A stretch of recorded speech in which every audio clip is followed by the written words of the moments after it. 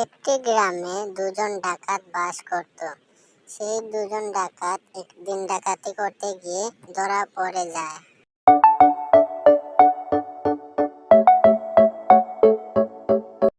কি হলো রে সুনিয়া?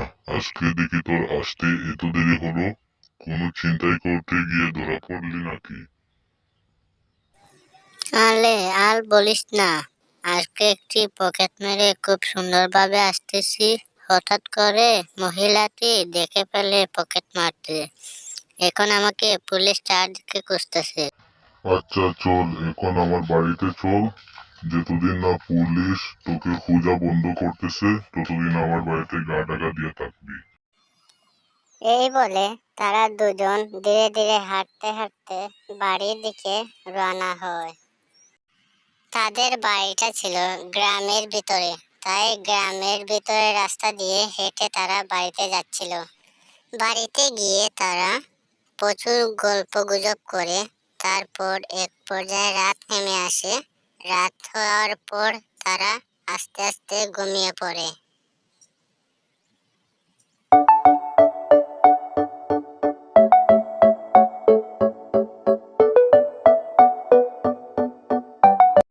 তার পরের দিন সকাল হতে না হতে ডাকাতটি চলে যায় আরো একজনের পকেট ছিনতাই করতে। পকেট ছিনতাই করে সে বাড়ির দিকে পালিয়ে আসে।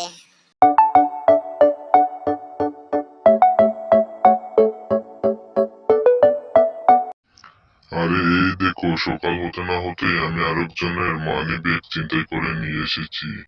আলে তুমি তো ভালোই ছিনতাই করতে পারো, তাহলে আজকে এই খুশিতে তুমি একটি পার্টি দিও। আচ্ছা ঠিক আছে, তোমাকে তো আর বলতে হবে না পার্টি দিতে হবে। আগে দেখি মানি ব্যাগে কত টাকা আছে। আলে আলে হইল না, এটা তো দেখছি ওই মানি ব্যাগটা, যেই মানি ব্যাগটা চুরি করতে গিয়ে আমি ধরা পড়ে গেছি।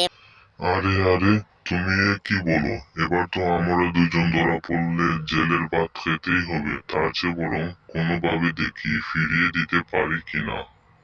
আলে দেখো, ডাকাতটা উপর দিয়ে আসতেছে, ওকে ধরো, ওকে যেতে দিও না, ওই আমার ব্যাগ ছিনতাই করেছে। আরে বাচ্চাদন, আসো আসো, তোমাকে এবার নিয়ে জেলে ভরবো। আরে স্যার, আমাকে ক্ষমা করে দিন, আমি বুঝতে পারি না এটা যে ম্যাডামের ব্যাগ। চুরি করে বড় বড় মাঠ মারতেছিস, চল আগে লোকাপে চল। আরে স্যার, আমাকে ক্ষমা করে দিন না, আমি তো বুঝতে পারি না এটা যে ম্যাডামের ব্যাগ, আমাকে ক্ষমা করে দিন। আচ্ছা, এরকম ভুল আর কোনোদিন করিস না, বুঝছিস? তো গাইস, এই পর্যন্তই ছিল আজকের ভিডিওটি। ভালো লাগলে একটি লাইক কমেন্ট সাবস্ক্রাইব করে পাশেই থাকবেন।